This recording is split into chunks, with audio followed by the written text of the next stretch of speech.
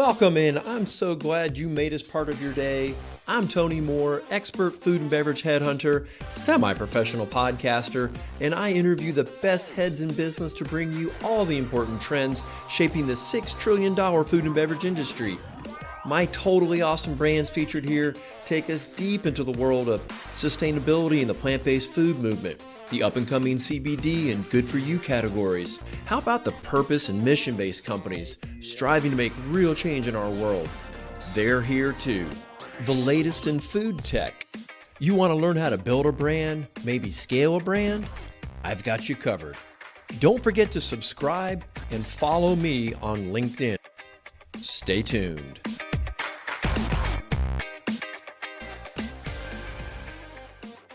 Welcome to Winning at Work. I'm Tony Moore. I am really excited for my next guest. And one of the big reasons why is there's obviously a huge trend around sustainability. And we do see, food tech trying to adjust and fix some of these problems that we're having. But then you get these other products that it makes so much sense. It's like, why has no one addressed this issue before? And it's an item, it's a product that we use literally every day. And Carl, I'm so glad you're here, Carl Starkey. This product of yours, it truly is awesome. And I know that's a pun because it's awesome sauce. Welcome into Winning at Work today. Thanks, Tony. I'm glad to be here. So, I think in today's kind of, hip environment, I think the very fact that your product is literally AWSM, to me, that in and of itself is awesome. You're actually, appealing to that kind of cool hip vibe, even with your name. Yeah, there's a couple pieces with it. One, we didn't want to be too tongue in cheek. We didn't want to be taken as childish. However, it's something that a lot of people say. It's a colloquialism. And so the way that we're spelling it is kind of a nod to our mission. We've taken out the EOE, just like we're taking out water and plastic from our product. So it's a new way of seeing the word. There's a little bit of pushback on it. So people have said, is it an acronym? So we'll play around with it. But we're super excited about it. We've only gotten positive feedback so far. Yeah. I've had this conversation with others before where you're talking to investors, you're talking to veterans, and they always have their ideas. They always have their opinions. And, you know what to say about opinions. Everyone's got one. Yeah. All right. Well, listen, before we kind of get into the meat of our discussion here today, tell us more about the brand, how you started it, what's your vision? Just give us a little more of an insight. What are you guys trying to fight? Yeah, thanks. So AWSM Sauce, fundamentally, we are a sustainability company, just like you had mentioned. Our mission is to help reduce the burden of single-use plastic on the consumer. So what's tricky is we know that there's a lot of movement around recycling and composting and just sort of being double users of things. But when you get into the sauce and condiment industry and you're buying billions of single-use squeeze bottles, you really don't have a second purpose for them. I mean, even if you want to, there's just the sheer quantity of it. And so we've taken the approach of, if we can take the burden of recycling off of the consumer and make a system where you have, at the end of the line, you have the same condiments that you've always come to know and love, but you don't have to take on that burden of, oh man, I'm buying a plastic bottle and I don't have anything to do with it. Because the real deal is the consumers are being taxed when those plastic bottles are being created. So manufacturing companies are taxed when they're using virgin plastic. That's being passed on to the consumers. So they're paying for it. Then they pay for the actual product on the shelf, which is a plastic bottle. Wait, you mean now I've never heard this. So there is a tax on virgin plastic. So I guess that's the government's way of saying, shame on you for not using recycled. Yeah, and it's not a local government. That's on a global scale. So for producing plastic, manufacturers are taxed. So there's a tax, and then they just bake that into their unit economics. So it's part of the COGS. And so consumers are paying for that when they purchase the product. Then they're paying for the product. Now they own that plastic bottle. And most Americans, I've gotten into Uber rides. I've talked to so many people about this product, and they're like, you know what? It's not really my market because I recycle. The problem is, if you've seen, 90% of recycling doesn't actually make it to a recycling facility. I don't think people know that. Honestly, I don't think people know that. And I know this is not our segment today, but do you have any more information around that? Because that is staggering, because so many of us, myself included, we're pretty religious, about cleaning, washing, throwing it in there and getting in a separate bin. Totally.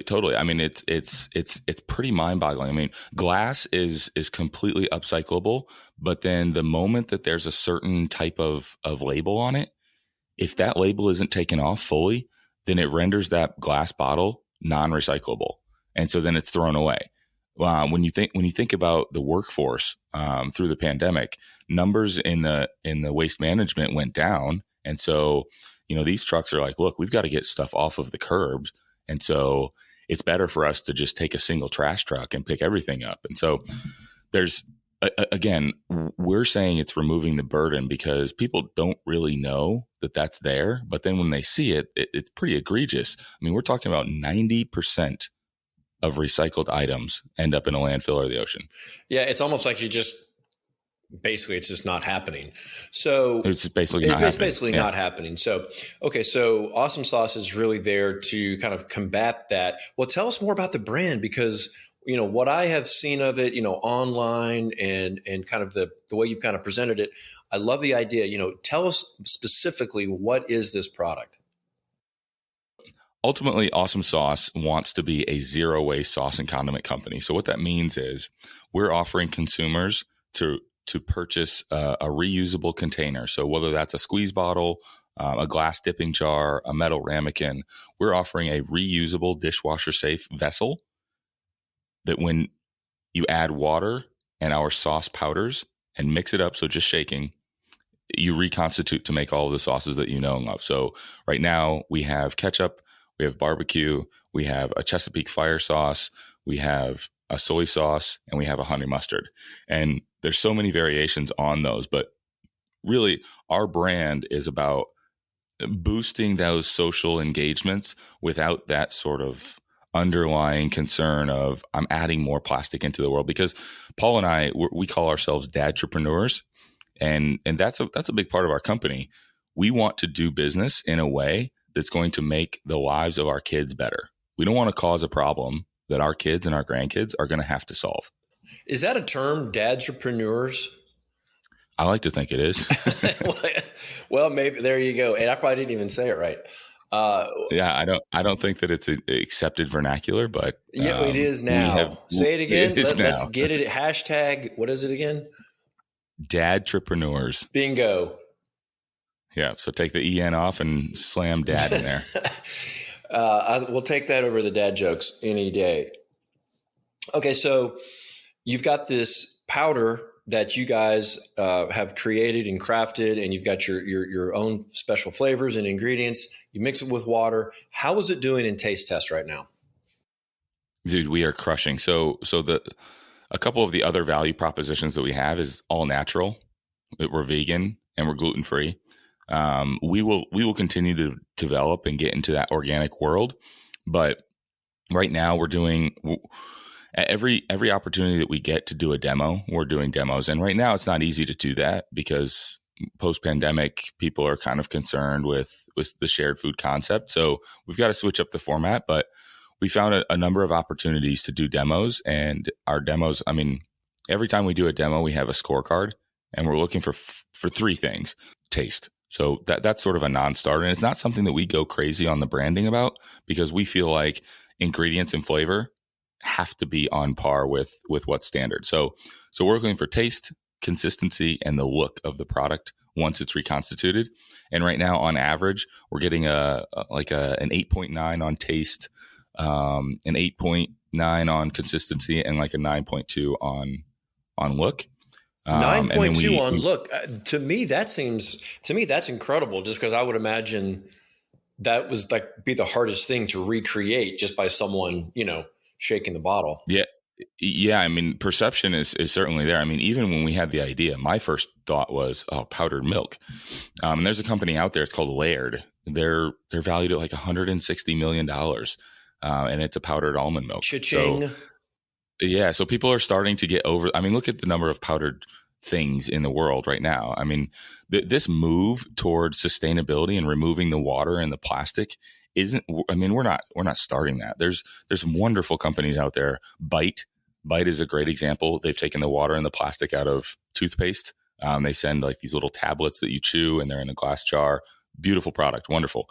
When you look at some of the hair products, they're taking a nod to that as well. There's another wonderful company called Blue Land. Blue Land has these tablets when reconstituted with water, make all of your cleaning products. And so I think in general, that's cool. I've not heard of that one. That's cool. Yeah. And they're doing well. They got like $3.1 million investment from Comcast, and both companies have a direct to consumer model. And you start to see this concept of, I don't need to have my products shipped around the country with water.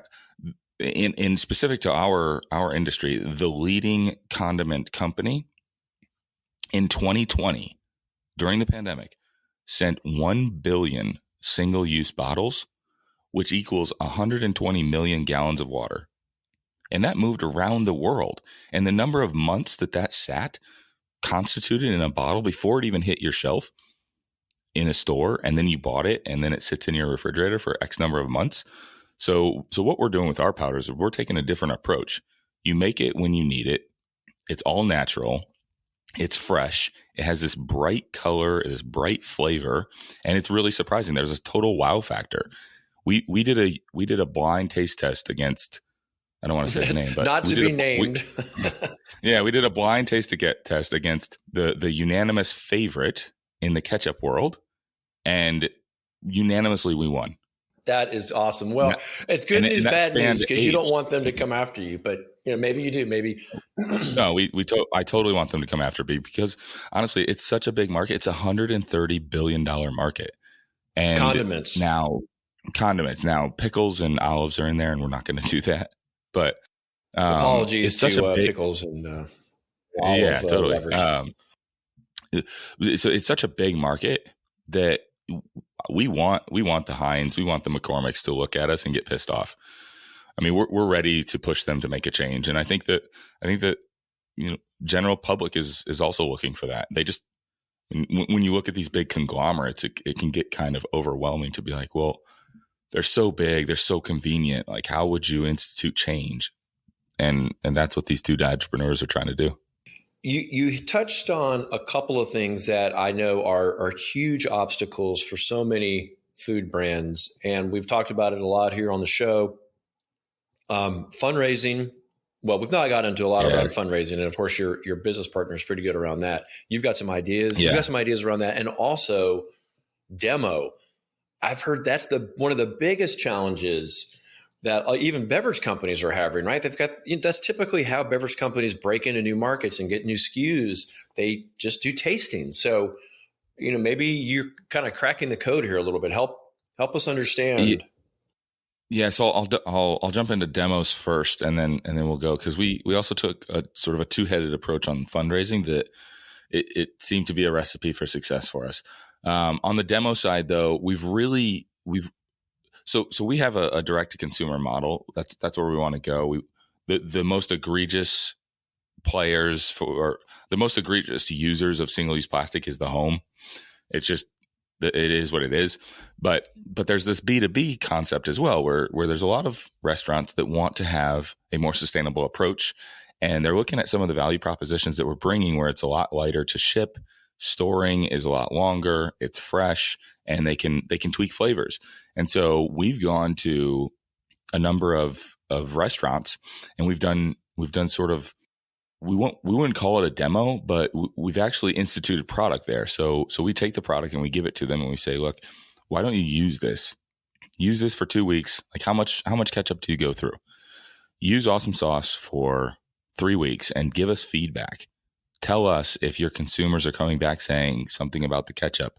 Tell us if reconstituting in the back of house is a burden and really sort of takes manpower away from what you're trying to do.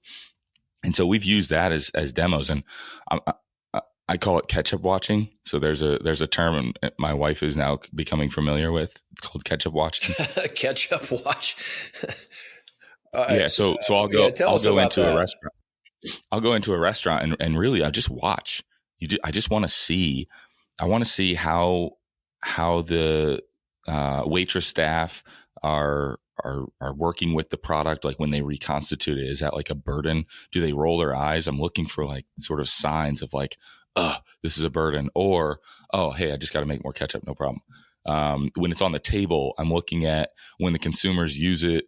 Are they looking at the label trying to say like, oh, what's awesome? I was expecting Hunt's or Heinz or, whatever. So I'll just go and ketchup watch. And then in addition to that, I'd say ketchup stock. Ketchup stalking. It's a little creepier. At some point, at some point we'll get there. Right now, I think we're still in the honeymoon phase. Well, I just want to comment on that because I know for me, some of the meal experiences that I go through, it is an experience, and if people maybe understood what the brand was all about, the mission and the vision. And then what if the guests were actually given the powder themselves? What if they reconstituted it themselves? I don't know if y'all had thought about that, but you're talking about in restaurants?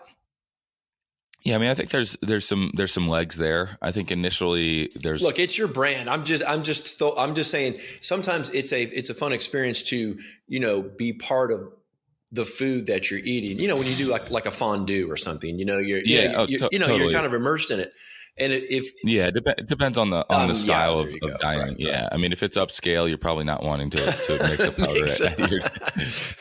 But right. I mean, we are trying to, there will be a point where we're suggesting restaurants to move towards this ramekin based sauce serving. Okay. For people who don't know what ramekin is, what is that? So a ramekin is kind of a 1 to 2 ounce cup. Some restaurants will have the squeeze bottle at the table, and some restaurants will send out a small sauce cup, and that's called a ramekin. You're introducing this into the restaurants. How else are you getting this kind of demos / practice? What other techniques are you using other than just going to the restaurant? Yeah. So as events start coming back up, we've jumped back on that wave. Recently, we did the Philadelphia Sports Hall of Fame, and it was amazing. This funny story. This guy came up to the table, massive ring on, big dude, but my mind wasn't there. I was just thinking about ketchup. So I looked at him and I was like, "Oh, great ring, man! Good for you." And everybody, he goes through the whole demo. I tell him about the product. He tries it, loved it, gave us a rating. And then as he walked by, one of the staff is like, "You're not really a football guy, huh?" I'm like, what? And right across from our table is this like shrine of a guy named Seth Joyner. And I look, I'm like, oh shit. That was okay. That was him.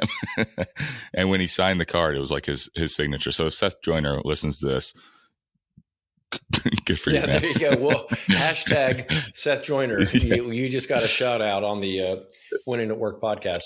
Yeah, no, it was great. I mean, so you're in the celebrity. What you're saying is the celebrity endorsement. You did the unintentional celebrity endorsement. Exactly. Like we're doing demos. It doesn't matter the age group. So what's exciting for us is sauce is not something when you start a company, there's always this question of like, how accepted is their product market fit? And sauce statistically is in 98% of homes in America. That's 98% of homes. So, and there's probably 2% who just don't want sauce, which is fine. I don't want to sell to them. So for us, it really isn't like finding our target demo and being like, oh, do you like ketchup or do you like barbecue sauce? It's really just like, hey, I know you like sauce. And so can I do a demo for you? And that's opened up so many doors because we went to this Hall of Fame and we did a table there, and we got about 75 people came up and filled out a card for us. We'll go to a school and we'll work with kids, and we'll say, look, Paul and I met at a boarding school. We both worked. Paul was my boss, actually. And Paul is your co-founder partner. Paul's my co-founder. Yep. Paul Lehman. So he was the athletic director and I was the head lacrosse coach. And so we're familiar there as well. So we have, and my wife is a Division I field hockey coach. And so we have teams and we have groups that we can go to. And so we've sort of been inundating them with sauce, just trying to get their feedback as much as possible, both on the mixing and on the flavor. And I mean, during practice, I'll come around with like a hot sauce, and I'll be putting hot sauce on kids' fingers, being like, try this. What do you think? What do you think? But it's kind of that gritty startup mentality of like, if I'm next to somebody, that's an opportunity to try the sauce. Exactly. Like, don't pass that up. Like, it doesn't matter if it's somebody on a bus or if it's somebody in a restaurant, or if it's somebody who's like, that's what I would want to see. To me, that is catch-up stalking. I'd want to just stalk you at the grocery store, at the you're in line at, the UPS store. Why is this guy asking me to stick my finger in this sauce? I don't know the guy. I mean, to me, that's like guerrilla marketing. Totally. And really what I'm trying to get, because Paul and I have such big characters. I mean, I'd like to say that we're very loving guys. We're this sort of like dad bod dudes. And we're kind of funny, I think. So the people in our network, they like us. And so we're always concerned, like, are you just saying you like it so much because you think we're cool? Right, because we're so awesome. Do you? Yeah, like, give exactly. us real feedback. Well, it sounds like you are getting real feedback, though, with all these different, scorecards that you're giving out. Totally. It's not super fancy. When you think about like grabbing statistical analysis, I mean, we're picking up a card and then we're writing it into an Excel sheet and saying like, oh, this week we got a 9.4 on the ketchup. Man, well, the little extra vinegar really helped. But really, we're taking every opportunity. We have considered the fanny pack move, reinstituting the fanny pack into a sauce bag. And wearing that around, we haven't gotten there yet. Yeah, though. Please. That those fanny packs they're dead for a reason. Your CPG packager will disagree with you on that one.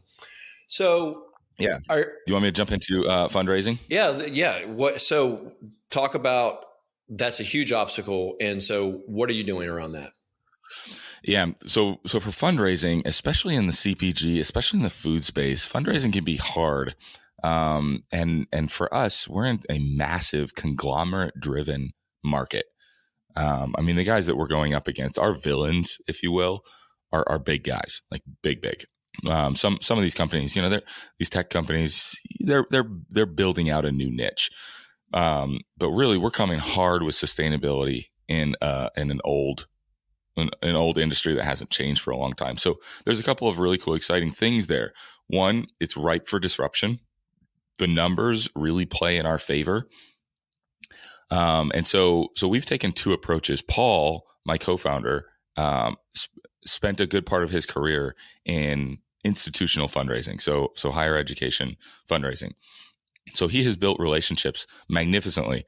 He's done a really, really good job. And first out of the gate, we leveraged them. We went to our friends and family and we said, hey guys, we're trying to do this. And so we were looking at small check sizes, just to get us going, just to give us a proof of concept so that we could start mixing in the kitchen. And I remember, like the late nights, you mix up like 2 pounds of a sauce and you add too much salt and you're looking at it like, shit, like trash that one. We can't use this. Or, oh man, okay, do we double it and then not add the salt for the next round and then mix them and then they'll be good.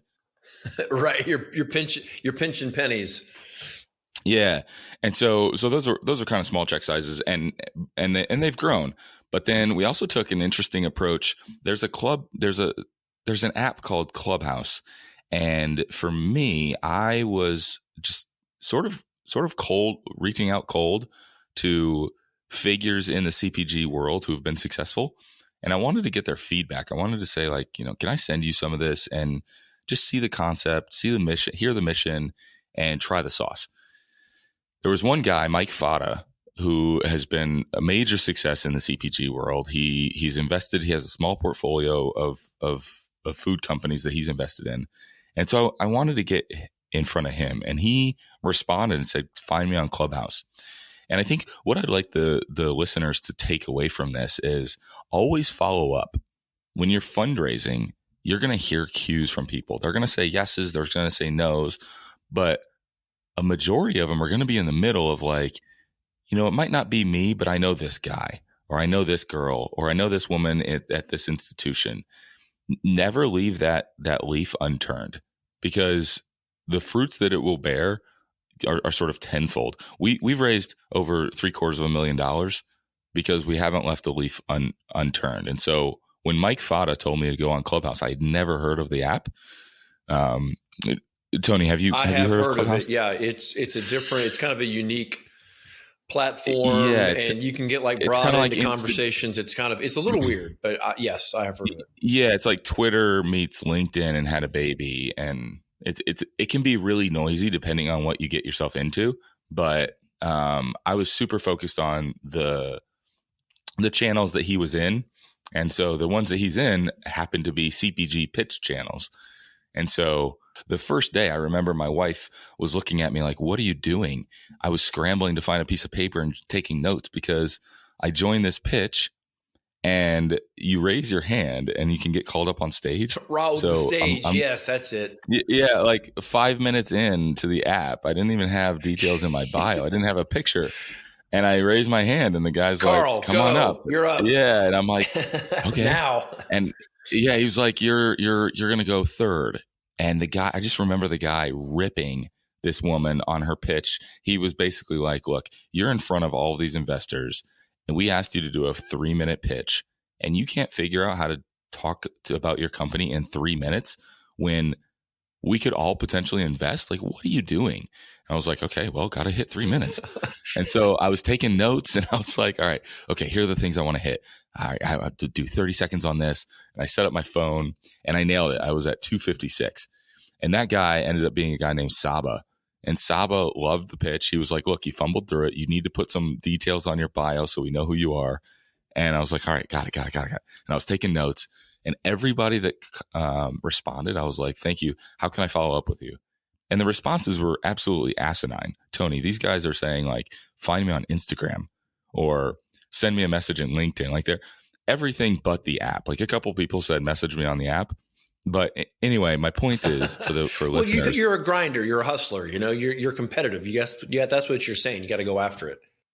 Yeah, you got to go after it, and you got to listen. Like, you have to be, like, if they're saying meet me on Instagram, fuck it, meet them on Instagram. Like, don't be ashamed or shy of sending that message through Instagram, like a DM. And it ended up spiraling up about $350,000 from the web that, I mean, Paul and I keep saying Clubhouse provides. I mean, here's what come out of it. I got $350,000 of investment. I got accepted to one of the leading accelerators in Techstars, which is funded by the Minnesota Twins. So now we're doing a pilot in the Minnesota Twins stadium. And I got accepted to, I can't really talk about all of the details, but to an entrepreneurial competitive TV show that's on one of the major four. Like, I think that's a huge win. And it took me 3 days just busting my ass and taking notes. I love it. I keep wanting to say awesome. Please do. Yeah. Please continue to do it whenever you get the chance. That's awesome. So what are the other obstacles that you're running up against at this point in your growth phase? As we kind of, wrap up today, what's been the other hurdles that you're crossing? Yeah, it's a good question. In the food world, there's a lot of stigmas. So we're always facing those. We kind of alluded to that earlier. Like, reconstituting from powder is not the sexiest thing that we've ever heard of. I think on the manufacturing side, really getting a product, getting the hard good that will last in the kitchen, and sort of threading the line between not over engineering, but then not under engineering, because again, we want to be zero waste. Like, ultimately, we want to be zero waste. And so that means we want to have compostable pouches for our powder. That means at the end of the life cycle of the bottle or container, we want to have that be something that is actually recyclable. So like a glass or a bottle that's has industrial compostable capabilities. And so right now it's sort of the back end that is challenging. And honestly, it's, Tony, like there's a mental fatigue piece to it. Like, people might not talk about that, but they don't really. But touch on it. Paul and I each have 2 kids. So he's got twin 8-year-olds, and I have a 5 and a 2-year-old, and our wives are wonderful. Like Paul's wife is an ER doc, and my wife is a nationally ranked Division I field hockey coach. And so part of the challenge is we're over here talking about changing the world, the way that and we have to do that. We cannot settle for saying like, oh, we're just going to build a company.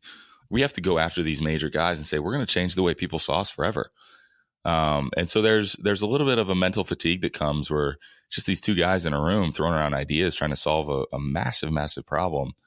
And you got to keep taking yourself seriously. Like we look at our kids and we're like, man, there's a lot that we could do, but we've got to balance, like we've got to get this work done, and we've got to build this brand, and we've got to make these partnerships. And so one of the things that, I think for listeners, it's exciting to hear startups who are preparing to make a big splash. But if there's other startup founders out there, like just know, like the grind is hard. Reach out to other people. That's been the biggest thing that's kept us sane. A support group. Our mentors. Our mentors are unbelievable. Yeah. And I'll ask anybody. I mean, there's a dude, I'll give him a shout out, Jake from Craft Mix. It's a powder base cocktail mix. He makes water, your alcohol, and then this flavor mix. I straight up reached out to him on Slack, and I was like, look, man, you're in the powder industry. Like I just want to pick your brain. And now him and I have a back and forth. And that can be so supportive. And I think that transcends just startup.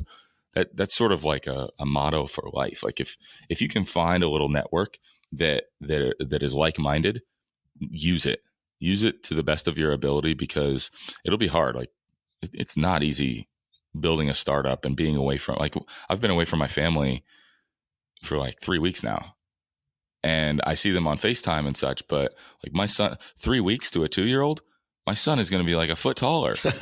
He's going to be saying words I didn't even know. So there's that piece. And I just think that in the startup world, and I even think, like, I appreciate what you're doing, running a podcast like this. There's a lot of hours that go into that. And people have no idea the labor of love. Yeah, exactly. Like, you're doing the actual episode, and then you're cutting up for hours, and then you're trying to figure out, how do I brand and market this specific episode within my ecosystem of the podcast. And like, there's a grind there. So I think just making sure that people are aware that other people are in that grind as well and would appreciate talking about it is a good thing to know. Carl, this really, truly has been awesome. Keep it going, Tony. But I use the word awesome a lot anyway. So now I feel like I'm such a that's a tool. That's one of the things, like a lot of people are like, people overuse that, and it's like, I don't care. You love it. It doesn't matter. I know. I literally, that's like one of the words I use. I feel like, I'm not 12. I know, but I like the word. So yeah, and it doesn't matter. Like I don't have a boss. You don't. It's not like people are looking at us like, is that too childish? I'm like, well, it doesn't matter. That's all right. Nothing matters. Young at heart. Is, and young at heart. Young at heart. Well, truly, this has been. It's been great to kind of delve into this new realm of sauces and sustainability and the grind, the fundraising, and how to get out and demo. It's been awesome. Thank you so much for being here, Carl. Before we go, you need to tell us real quick, how can we find the product? If people what you doing? Is there an e-commerce site right now for this? Thanks for asking. Yeah, we're actually in a week. In 2 weeks, we're doing a soft launch, but then we'll continue to offer products. Just go to our website, AWSM Sauce.co, and you'll find all of the information. You can sign up for our newsletter. We just recently purchased the URL sauceresponsibly.com, so we'll integrate those two together. But AWSM Sauce.co, and you'll find all of the information. You'll get You can make fun of us. There's some engagement there as well. Perfect. Awesome.